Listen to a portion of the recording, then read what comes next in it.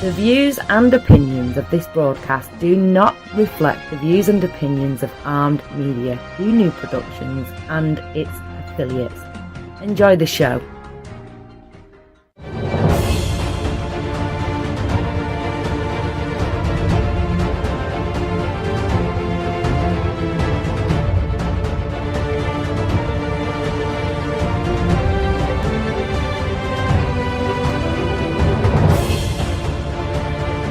Hey everybody, welcome to Talk Live Paranormal with Shannon and Mr. Bill. I am Mr. Bill. Shannon is out again this week. She's having a few little issues with some of her computery, gadgety stuff. Again, we got to get that girl fixed. We may have to do a GoFundMe page to get her a new computer. Help her out there so I can get her back on the show with me. I miss her a lot. Mr. Jake's kind of online here with me. I'm also live on Facebook if you want to join us that way and listen in. But I prefer you to be here on the show listening to me. I want to send a big old shout out to all the troops out there that are serving overseas and serving anywhere in the world. I really want to say a big thank you to everyone that I served with in the military that is still serving. If you're still serving, you're a beast. I will just call you that. I don't care if you're a man or a woman, you're a beast. All the guys, men and women that I served with and learned a lot about all over the world. Thank you guys. To all of our veterans out there, it's an honor to thank you from the bottom of my heart. It's an honor to thank you and to send a thank you out to you. It's an honor to have served with you. You served at the same time that I did, or at the same time that my wife did. This is really a somber week to say thank you, because on Saturday we had a funeral where we did a military honors, which is something I don't always want to do, but it's an honor to be able to do it, to be able to show our thank you to the person who passes away and their family. It's an honor to be able to just be in the presence of their family. And that's what I get to do tomorrow. I got another funeral to do tomorrow. So I don't know which part I'm going to be part of, whether I'm going to be Sergeant at Arms or I'm going to be helping fold and present the flag. Either way, it's an honor to do it. I hope I never have to do it for anyone else. That means everybody has to live forever. But if you live forever, then this show is going to be pointless. I hate to put a joke to it, but thank you guys. Before we get started on some of the topics I want to talk to you about tonight, I want to throw some upcoming events out there. The next one being not this Saturday, but next Saturday, March 30th, at the Farrar School over by Colfax. I think it's a Colfax exit you get off of on Interstate 80 over by Des Moines. The Farrar School is having their study hall first class. It's being brought to you by C&H Paranormal and Riverside, Iowa Paranormal. Well, where we heard that before? Riverside, Iowa Paranormal. That's our group. We're co-hosting an event up there. It's $40 a person. You can buy the tickets online. You can go to the Farrar School, or if you are looking for a place to find it, go to Haunting at Farrar. You should be able to buy your tickets there. You can go to Riverside, Iowa Paranormal Facebook page, buy your tickets there. Again, $40. It starts at like 6, 7 o'clock in the evening, goes till 4 in the morning. There's food. There's going to be a meet and greet. And then we're going to have a few experiments, question and answer period, then a few experiments with the whole group. I think there's only 50 tickets that are being sold. I think they're up to 30 plus already. So if it's something you really want to do, now's your time to go out there and get the tickets. If you're here in Iowa, it's close to home. It's right in the middle of Iowa. It's over by Des Moines. Come on up. We got guys coming in from Tennessee for this. We got some coming in from Minnesota. We got people coming in from Missouri. And these people are the ones buying tickets for it. These are going to be our guests. Again, that's the study hall, first class, brought to you by C&H Paranormal and Riverside, Iowa Paranormal. At the Haunting at Farrar School, $40. Come on out and see us. Next one is going to be, what's after that? After that, myself and Drew, one of my other team members, are going to be down in Missouri State Penitentiary with Ghost Hunts USA. That'll be next month. And I really wish I could talk about something a little bit more, but all I can do is throw a little teaser out there. We have something, Riverside, Iowa Paranormal, we have something hopefully coming up really soon. Can't talk about it. Not everybody in the groups knows about it, so maybe we're going to surprise them. You never know. But keep an eye out. I'll throw little teasers out every now and then, and we'll have some fun. So tonight, I've got a few things I want to talk about. One of them being a method that it looks like it was created off the Ganzfeld experiment. It's called the Estes method, ESTES method. It looks like it's a method utilizing it looks like an SB7 spirit box and blindfolds. Blindfolding yourself with an SB7 in your ears so you can't see, you can't hear. That, if you've never tried that, it is an amazing thing to try. Give it a shot. If you isolate yourself with the SB7, the spirit box, or even white noise, if you don't know what the SB7 spirit box is, it's a device that it sweeps through radio signals into chunks and random noises, which many ghost hunters believe can be manipulated by spirits and send them sending messages. And fed directly into your ears, you're making you the receiver of these direct messages. So you never know what you're going to get. So that's the biggest portion of it. Not knowing what you're going to get is I always tell people, don't come in with don't come in with expectations with this. You've got to have a clear mind. You've got to be clear on everything. You've got to know that you might get what you might get, but you don't want to get what you really don't want to get. Just be open. I go, that doesn't make any sense, but it's the easiest way I can explain it, because let's face it, folks, sometimes I don't make a whole lot of sense. Just be ready for anything. You may get a message that you're not ready for. You just don't know. One of the other ways to do it is kind of the same way, and it's incorporating instead of a blindfold, you can take the old-fashioned, remember the safety goggles that we used to use in science class, the big ones that stuck out 2 inches from your face? Spray paint those white. Get them dry. Don't put them on your face wet, otherwise you may have a mark around your face. You don't want to do that. Spray paint them white, and then put that, when you have those on, put a light off to the side of you. By putting the light where you can still see light through there, you're going to see shadows. You're going to see something. If it passes between you and the light, you're going to know. So give that a shot. And that is one of the coolest things that I think we've ever tried, that we've ever done. It's amazing to see. It's amazing to hear. Now, all of this is based on a theory or an experiment called the Ganzfeld experiment. But that experiment was done in a completely different way. That one was actually the original Ganzfeld experiment. The way it was used was for someone to say hi. The camera's over here now.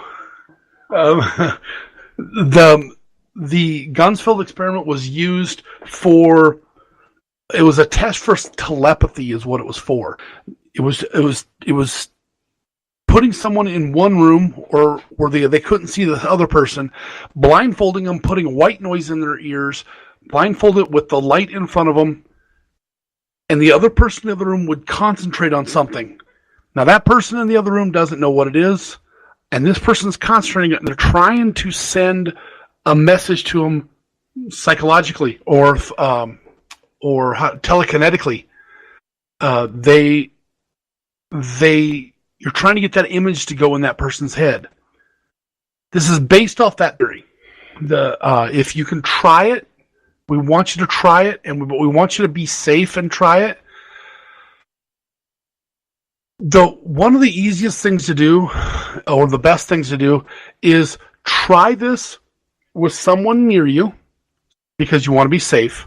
Try it with someone near you that you can reach out to, or if something doesn't feel right, they can pull you out of it, or they can stop the experiment. That's one nice thing about having the white goggles with the light.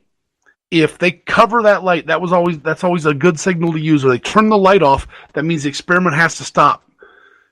The first time I was ever in this experiment, we watched the video later. It was actually done at the Farrar School, sitting in the coal chute down in the boiler room area. And everybody that was there with us, Jake was there with us, and Brittany and Steven were there. And so one of them, I don't know whether it was Brittany, Jake, or Steven, said someone should go up and kick my leg or hit me in the leg. And I guess it wasn't just maybe 10, 15 seconds afterwards, I jumped because it felt like something kicked my leg out from, I was sitting in a chair, but it hurt. It actually hurt, and it got my attention. I wasn't quite sure what it was. So, y'all, I have to say from firsthand experience that I think it really works. What happened later on in that experiment was me drifting, and I went somewhere else. I don't remember a whole lot of it, but if you ever get a chance, or you're on here on Facebook Live and you want to ask Jake what it was about. What I went through. So after that, give it a shot. Sit down. It's really bizarre. It's really pretty bizarre what can happen to you and your senses when you take away your hearing and your sight all at one time. I rely so much on hearing and sight, but this experiment actually really, really enhances your smell and your taste and your skin. You could feel you're in the dark, like how if you're walking around in the dark and you just all of a sudden you can feel every little bit of air move. You can feel every little tingle on your skin. You can feel every little thing that happens to you. That's with your eyes open. And your hearing's not blocked or disturbed by something else like white noise or an SB7 or any kind of box. So try it, give it a shot. It's really a really awesome method to try and use just to see what happens. Try doing it alone. Try doing it, with someone. Tag team it. Put someone right next to you so you can't really touch them, or where you can just barely, put. One of the things that I really want to try is putting someone about 2 feet away and putting a string, just holding a string between each other, and just trying to relax and see if that string gets tugged on or if it gets pulled out of one of our hands. But the key is to this whole thing, you got to videotape it. You got to be able to look back on it and go, what the heck was that? It's just something, something so strange. It's the strangest feeling. So that's one of the things I really want you guys to, try. Try it out. Give it a shot. Now I'm going to jump topics here because someone asked me about if I could explain something that happens to people when they're out doing stuff. And this has happened to me before. I've been through it. I hated it because you have no control. It's a kind of a thing called it's sleep paralysis is what I like to. It's the only term for it. If you believe in paranormal, you might not be surprised if you hear stories of deceased loved ones appearing during the night. Huge explosions just heard as someone was drifting off. And they're really there's nothing around that would be the explosion, and you really don't know what it is. My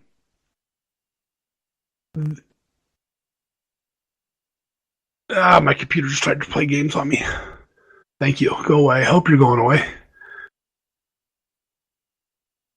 It's unsurprising that people who experience really weird things while they're sleeping interpret them as being paranormal. But there's a certain phenomena known as sleep paralysis that is provided alternate to paranormal explanations, is what I'm being told, for such occurrences. Now, let's talk about sleep paralysis real quick. What is sleep paralysis? When we start to go to sleep, we start, at night or in the daytime, depending on where you're at, everybody starts out in NREM, NREM sleep, non-rapid eye movement.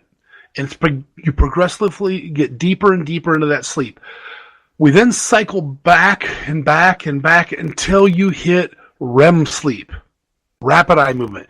During REM sleep, we are most likely to have vivid dreams. At this stage, we are so paralyzed, perhaps as a safety mechanism for stopping us acting out our dreams, and that's why they think some people sleepwalk or they do certain things in their sleep, because they don't go into that sleep paralysis. During sleep paralysis, REM sleep will continue into your waking life, can continue in your waking life. Those experiences, those who experience it actually feel awake, yet experience like they're dreamlike hallucinations, and they struggle to move. Now, stop there for a minute. Let's jump over to the paranormal side of it. There is a paralysis that happened to you, or it feels like it's happening to you when when you get so relaxed, or when you get into you're watching for things, or it happens to a lot of people who do paranormal investigations, where you think or you feel like you can't move, and you can't talk to somebody, you can't speak. You're screaming in your head, but it's not going out. You can't move. You can't lift up your arms or tell somebody to get away from you. I experienced that at several locations where you're laying there, or somehow I ended up on the floor, which is really weird because I'm not a small guy, and no one saw me lay down on the floor, first of all. And Brittany came over and was trying to get my attention, and I was looking at Brittany, and I swear to God, I was telling her to quit pushing on me. I'm okay. I'm right here. But I wasn't. She said I wasn't answering, and it's just something that's a really weird feeling. And then when I was able to move, you could sense it was a sense like somebody else was right next to Brittany holding me down. Like, don't move. We don't want you to move. We don't want you to go anywhere. Stay here. Somebody said, well, you were in sleep, a form of sleep paralysis. And when I said that, that's when someone brought up and said, well, can you explain that? There is so much about sleep paralysis that we know, but we don't know.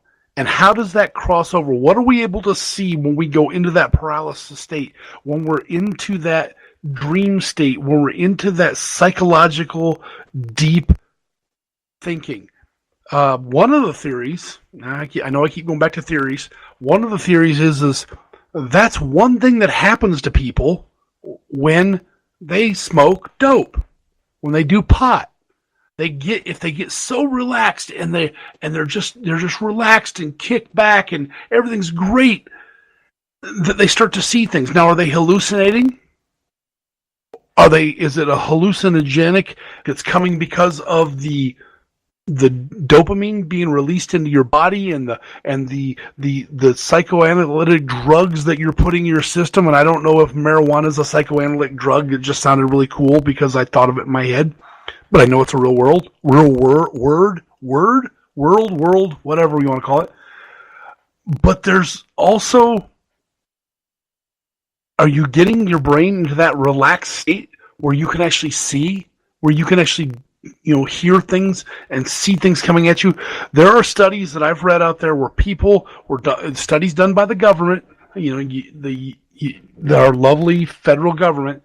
It may have been the CIA, it may have been whatever, but there were studies done where people were drugged in an area, and they were all watching. Now, they were all using the same drug, sitting back, relaxing, and somebody said, you know what? When the people were writing stuff down that everybody was saying, they were saying, I think it's just the drugs. Well, here's my problem with that. Because there was something happening that the researchers weren't even ready for. One of the things that happened was that there was more than one person. So I think they had 8 people. All 8 people were seeing the same thing that the people that weren't on the drugs were not seeing. They were hearing the exact same thing. They were having the conversation. It was a group conversation with whatever was in front of them, whether it be paranormal or what it was. So does that mean by smoking the drugs or doing whatever drugs they were doing, it put them on a different realm and a different plane? Did it change their level of existence mentally and not physically, and they're allowed to communicate and talk and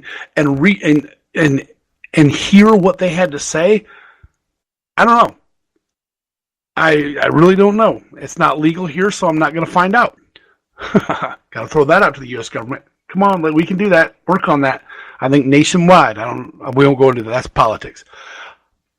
But in your mind, if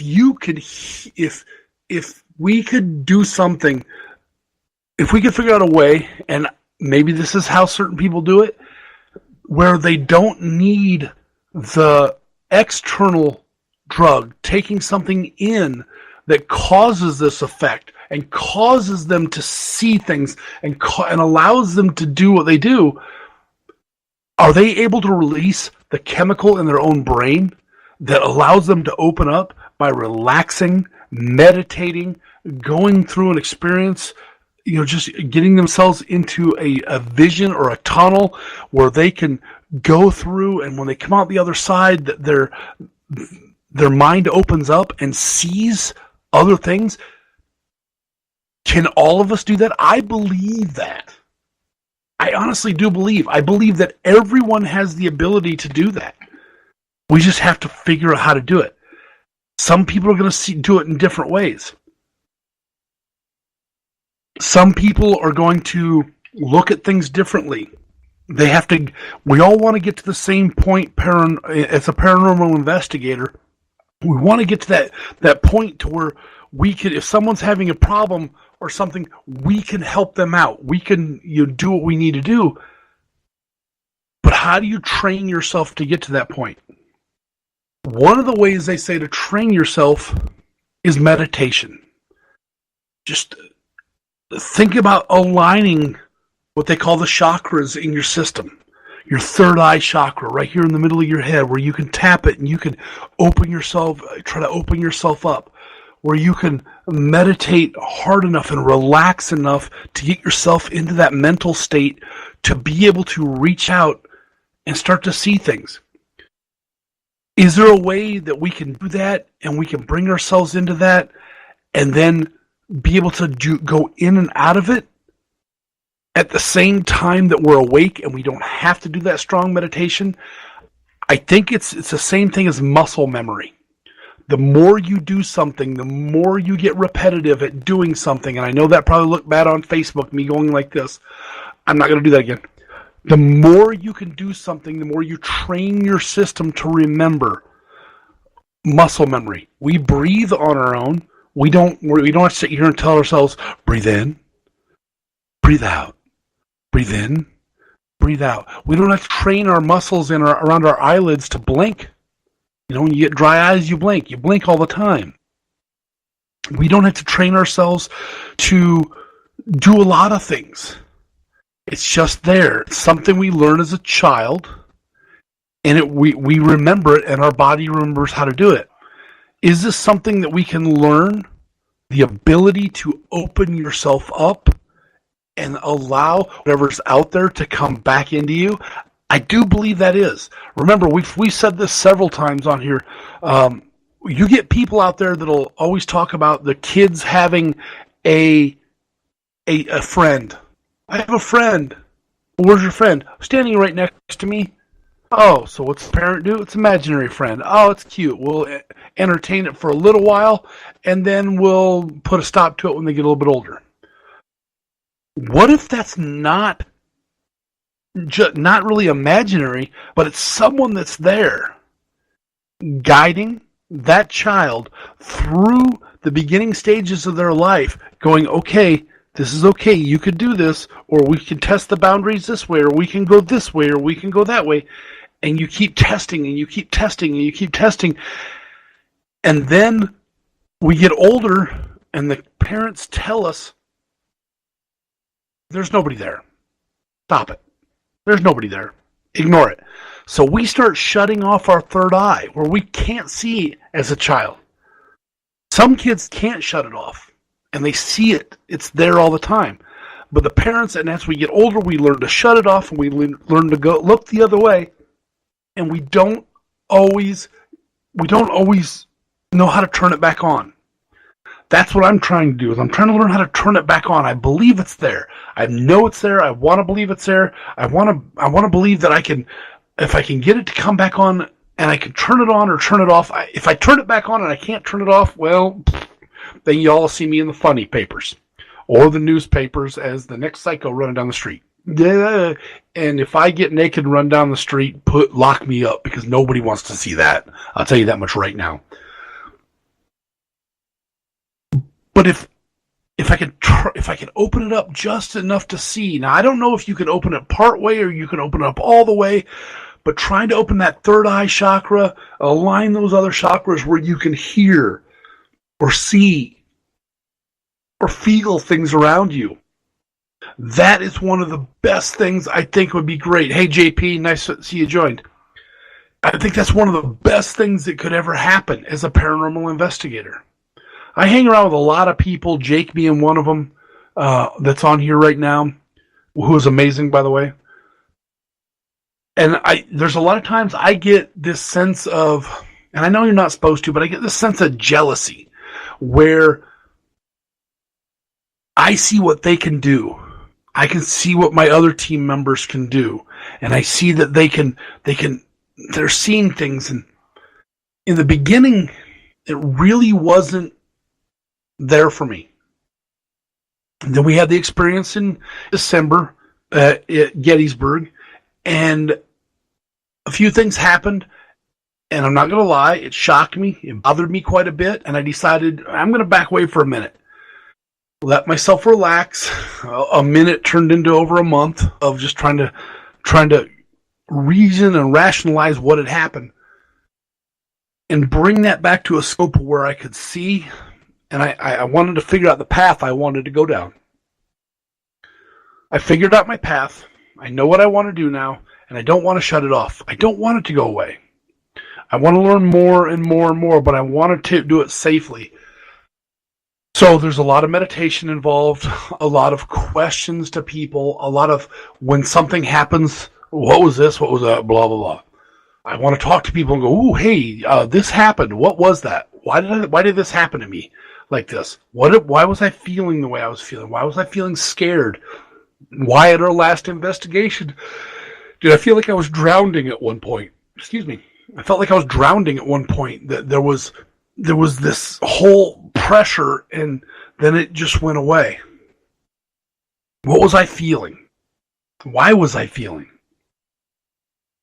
So that's where we're headed. That's where I think everyone should be able to go. I wish this was I wish you guys were all here with me and I could explain a couple more of my theories to you. And they're a combination of multiple theories that I've heard of people talking, and I've heard things happen, and I've seen this, this piece here happen and that piece there happen, and I put them together, and it really got me thinking. Especially the one about the 9 planes of existence that are measurable, and they think there's actually a 10th plane of existence that's measurable. I don't know how they measure them. Please don't ask me. That would be something for a math whiz, because they measured it mathematically. I'm not that smart. But I do believe that some of the things, the theories that we look at, everything starts out as a theory until it can be proven. Now, if I can prove that, y'all, I'm going on. I think I'd like to go on one of the talk shows and talk about it, because I think it'd be cool. I'm just kidding. I'd be too much of a wuss to try to get up there in front of a camera and go, "Hi, my name's Bill.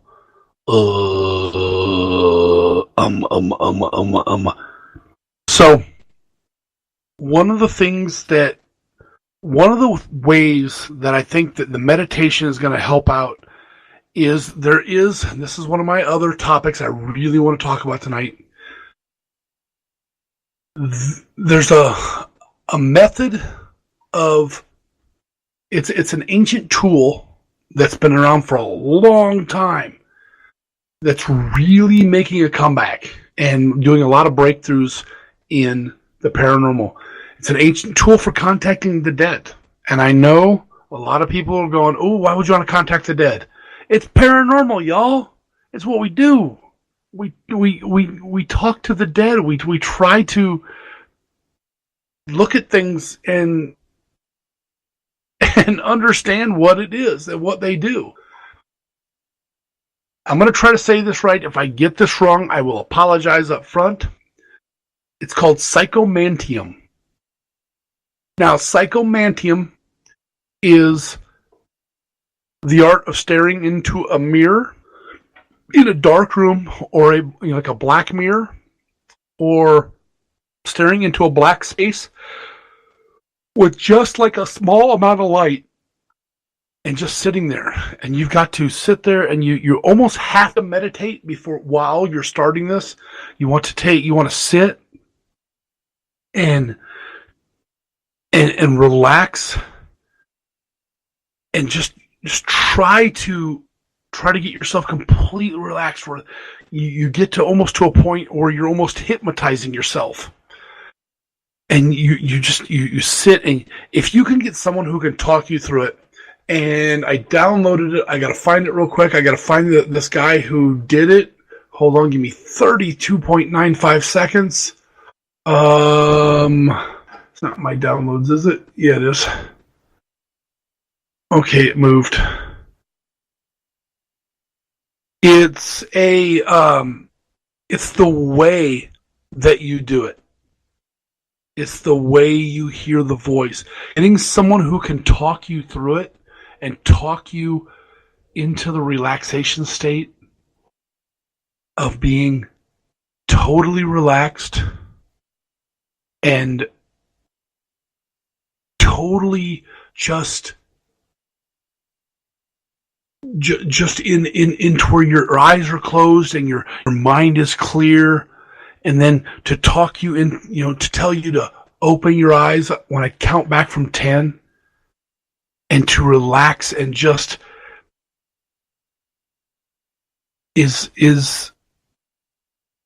you open your eyes and you start staring into this mirror.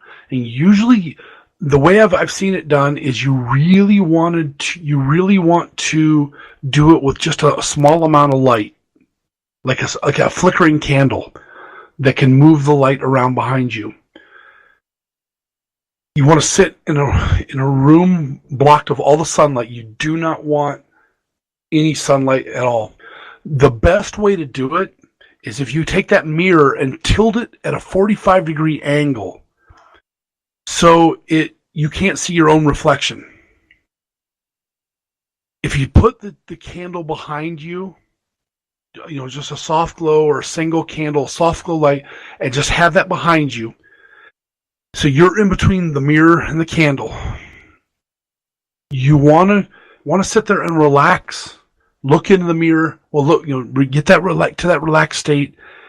Think in your mind. Now this is where it gets a little weird. There's two ways to do this. You can think into your mind that you're opening up to any experience, that you are ready for any experience that you could have, anyone to come and talk to you or show themselves. This is the hardest one for people to do. Is the other one is, before you sit down and get ready to start, you want to focus on a loved one that has passed away. Deeply think about that. Hold them in your heart. Hold them in your thoughts. Get them into your mind and keep them there. And then when you slowly open your eyes and you're starting to stare and you're looking through the mirror, you're not looking at the image of the floor that might be showing, or if you put a bowl, some people will put a bowl with water in front of the mirror so that bowl is reflecting back. You'll start to stare at the mirror, staring deeply, looking through the mirror. You're not actually looking at it, you're looking through it. And there's a big chance. So you've got a large opportunity for someone to come through. And I'm not saying they're going to come through and you're bringing someone back and they're going to be haunting you and they're going to be here with you the whole time and they're going to you scare the crap out of you all the time. You're bringing someone to that mirror, someone that may have a message for you. There's a guy out there named Dr. Raymond Moody, and he's the one who kind of that I've seen use this experiment. And if you can look him up, he's on Facebook. He's on YouTube where he talks you through it. There is a meditation out there for it. Give it a shot. It's something I really want to do. I think I would like to try it. And I know Jake's going to kill me on this one, but I think I want to try it in the boiler room at Farrar. I think it would be something that could really have an effect. But that one there, you can't really think about loved ones. You're going to want to think about, try to picture the entity that's supposed to be down there and what could come through. There's about 10% of people that have even done that actually have seen the spirits come out of the mirror and they touch them. Like a loved one come out and touch their hand.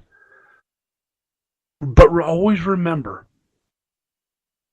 you are the one that's in. You have to stay in control. You have to stay mentally in control.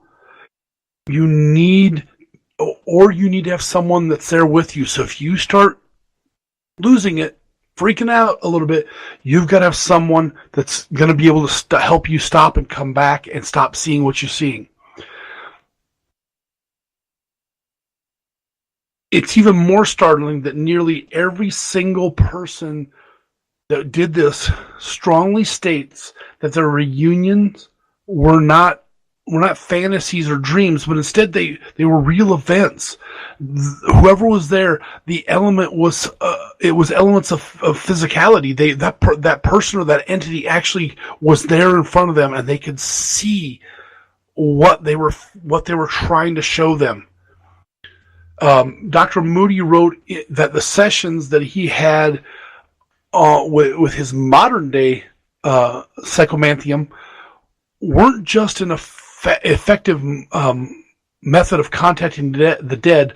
They were quite literally changing the lives of the person that did it, healing wounded relationships with deceased, or even kind of reshaping the way people saw the world. Again, I think this is something that every paranormal investigators should have to do, or should need to do this. You need to understand what you're doing. You need to understand what's going on. Give it a shot. Try it. Work at it. And I think this could be a great way. If you can get the download off Facebook of the meditation before, it's about 40 minutes long, or about 35 minutes long, 40 minutes, somewhere in there. It's just he's very calming, the gentleman who's talking. I think it might be Dr. Moody himself, it's very relaxed. But you've got to remember that you are always the one in control. If you get started on this and you decide that's it, I got to stop this, then stop it. Don't let it overcome you and overtake you to the point where you're not yourself from then on. Don't get me wrong. If I'm sitting there and I'm concentrating and I have a loved one that's in my mind all the time, my grandfather, who I learned so much from in my life, and I miss him dearly. I miss all my grandparents dearly. My dad's dad, my granddad, when he passed away, it was a really tough time for me. It was a very tough time for me. And even the person my grandma's buried next to my granddad, but right next to them is my niece. She passed away. She was like 10 days old when she passed away. I would even like to see her. I'd like to see her smiling with her eyes open, looking back at me. If that's what's going to come through, then I'm all for it. I'll give it one hell of a shot. If it's not what it's going to come through, or something else is going to come through to help me open my eye, open my third eye, and open myself up for other things, then you know what? Then so be it. I'll let it happen. Just be careful. Give it a shot. Just remember that sometimes if you're using a mirror that is at a location and it's part of that location, if you haven't brought the mirror in and you're using that mirror as part from the location, well, you don't know what's going to come through. You don't know what you're going to get. You may be thinking about a loved one and something else may come through and just push its way in. Be ready for that. I am. Because you know what? I know I can scream like a girl and run down a hallway and get the hell out of the house or out of the building or out of wherever I'm at. Because, well, I've done it. It ain't pretty to see my big old butt run, but hey, it's there. Now, so that was psychomantheism. I'm going to screw that up. We talked about the Estes method. We talked about the sleep paralysis. And someone just sent me a message and wanted to know if I would talk about the question that was asked or the comment that was made and whether I could go into that comment. I know exactly what they're talking about. I got it on my phone here. They're listening. You know, as paranormal investigators, we hear all the time, over and over and over again. Do you really believe in that? Well, how's there proof that it's there? How's there proof that it's there? How's there proof?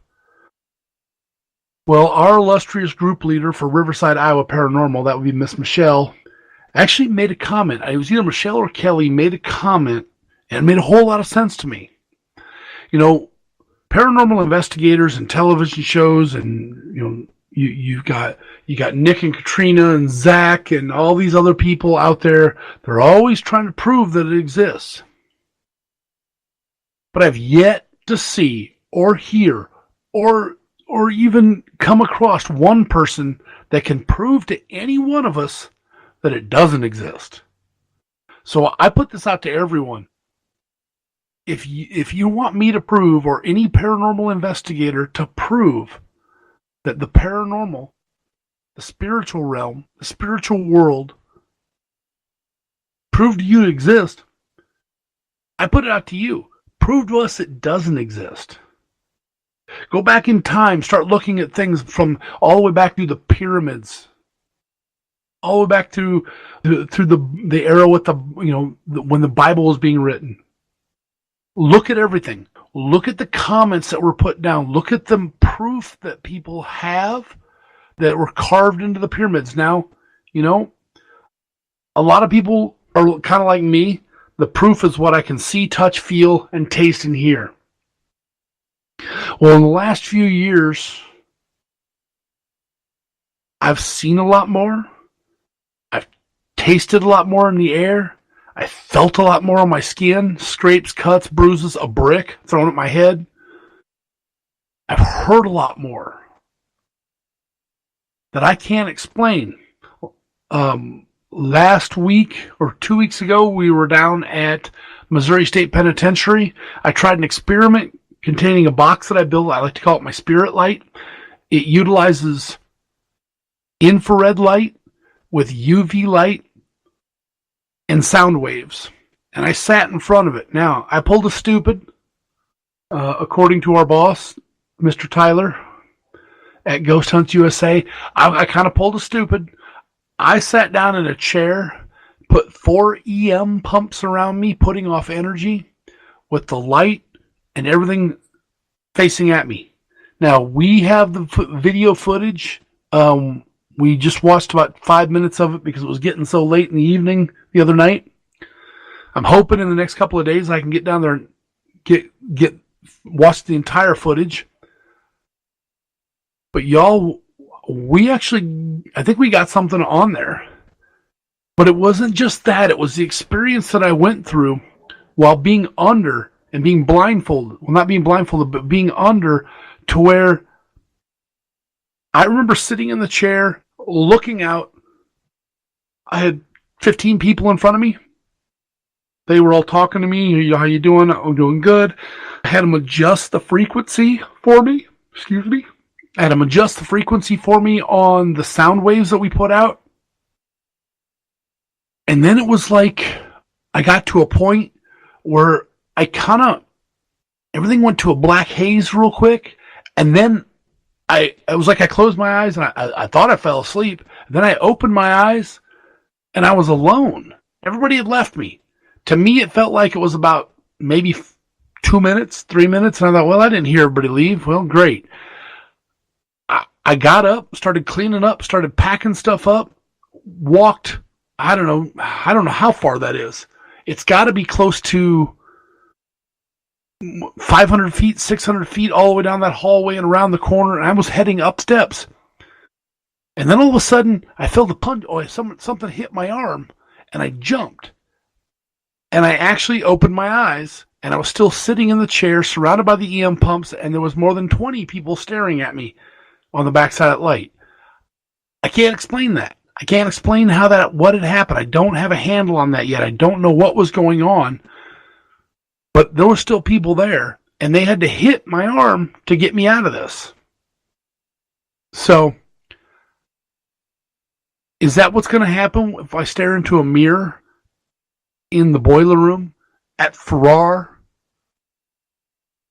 We going to see something there? Is that what's going to happen if I can get this third eye to open up and do what I want it to, I'm hoping it can do? I want to take all expectations and leave them at the door. I don't want any expectations of what's going to happen, when, where, how, why, and who. I want it to come to me naturally. Do I sound like I want to become a psychic medium? I don't like that term. I become a psychic medium. Again, like we talked about at the beginning of the show, I believe that it's there in everyone. It's always been there. We just learn as we grow that we shut it off. We don't want to see, because now there's the reality is what I see out of my own two peepers. That's my reality, is right here in front of me. Well, are we tricking ourselves? Are we blinding ourselves to the reality of what is actually around us? How do I know that someone's not standing right here next to me, that's looking at me when I'm in a group of people or I'm at work and I'm standing there talking to somebody physically right in front of me? How do I know that there's not a person or an entity standing right here looking at me that is on the same wavelength that I am, but's not on the same wavelength that that other person's on, that I can physically see, touch, feel, push, whatever? And they're looking at the spirit or entity is looking at me going, who are you talking to? There's no one there. We're alone. It's just the two of us. Why aren't you listening to me? And at the same time, that person, that physical person that I'm talking to, or what I perceive as physicality of that person that I'm talking to, has someone standing next to them that can't see the spirit standing next to me, can't see me, but sees them, and they're just saying the same thing of like, why aren't you paying attention to me? I'm right here. My luck, the one standing next to me is going, mum, mum, mum, mum, mummy, mummy, mummy, mummy, mummy, mummy, mummy, mummy, mummy, mummy, mummy, mum. And I'm not listening. Why am I not listening? Why is it that I can't allow myself to listen? Not listening is what I don't want to do. I want to listen. I want to hear. I want to see. I want to feel. I want that ability to be able to listen to what's around me. Get back in touch, or get in touch with my spirit guide, my spirit animal that's going to help guide me through my life. I believe, and some of the other people I've talked to believe, that I've already met my spirit animal. That I've already met what is guiding me. There's been some talk about what my spirit animal might be because of the way I felt when I was growing up and how I acted when I was growing up and the things I liked to do when I was growing up. And I lost all that. I want it back. It's like somebody took it from me. Now I know physically somebody didn't take it from me. I took it from myself. I grew up, became an adult. As adults, are we the ones that are closing ourselves off to all these feelings, that we're closing ourselves off to where we can't do this? Or as adults, are we saying, I don't want to do that. I don't want that feeling. I don't want to see that. Life is hard enough not to add another plane of existence in. But yet we're not listening up here in that third eye and listening to that information that we're getting to where that little feeling in the back of your mind says, maybe we shouldn't jump off this rock into this water. That might be dangerous. Or maybe you shouldn't do this. Or maybe you shouldn't do that. Are people turning it off so much now that they're not listening to their own self-conscious and their own self-worth and knowing right from wrong? Or is it so hard and so far gone that they just don't care?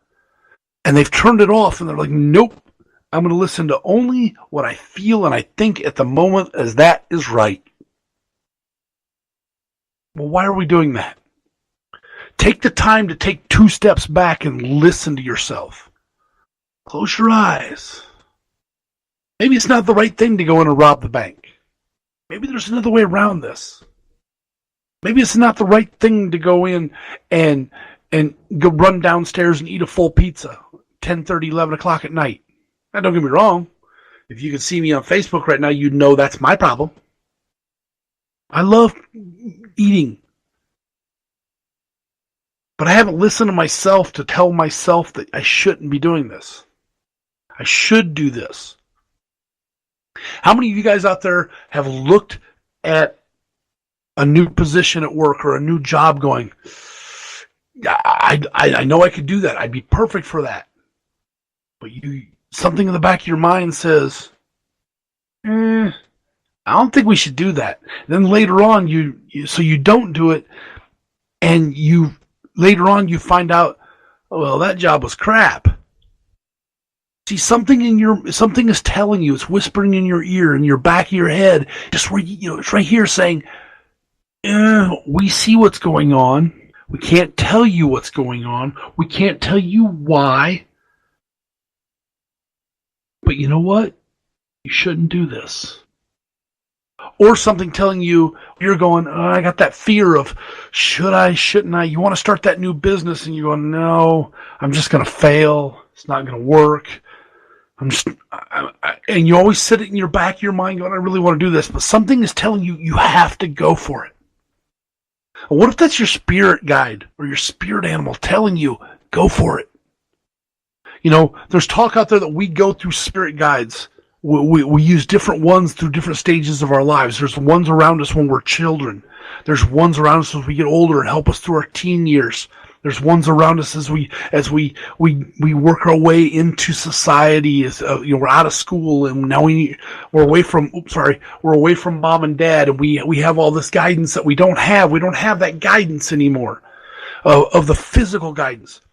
But there's a feeling that something is helping guide you. Some people call it your destiny. I don't believe in destiny. I don't believe in fate. I don't believe it was my fate to do this show. I don't believe it was my fate to lose my hair.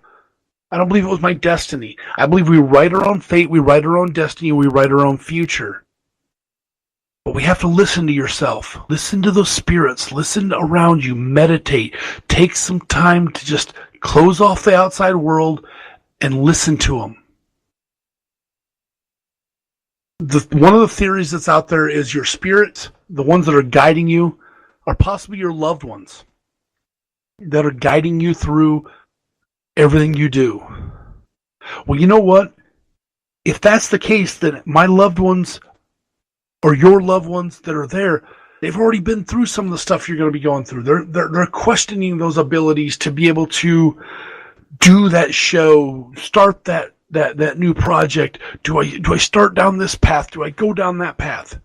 And they may have some answers. They're not going to give you the answer. They're not going to give you, they're just going to help guide you and give you a little bit of perception. Maybe not total perception. Maybe you're not going to see the answer. But you're going to get you're going to get that little bit of guidance. If you can quiet your mind, I don't want to sound like a Jedi Knight here, but if you can quiet yourself physically long enough to listen to yourself mentally and what's going on, you might start to be able to hear those spirits and those guides. And maybe they'll help open up that third eye. Maybe they'll help you guide you to what you're going to be doing. You know, we went over a lot on the show tonight, and I've only got about 2 minutes left, if that. And I want to thank everybody for being here. Thank everybody who's watching on Facebook Live.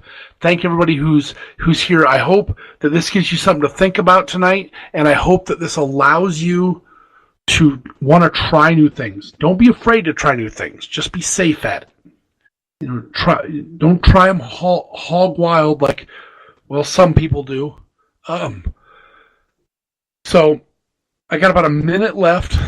I want to thank you guys for being here. Again, a big shout out to all the troops overseas. You guys, please be safe. Keep your head down. Come home. You got family and loved ones that are waiting here for you. We want to hear from you. Go to Talk Live Paranormal on Facebook. Let us know how things are going. Let us know if you have any questions or you want us to talk about anything. Thanks again, guys. Last thing I got to say is, hey, if you're going to see us, we'll see you in the dark. Good night.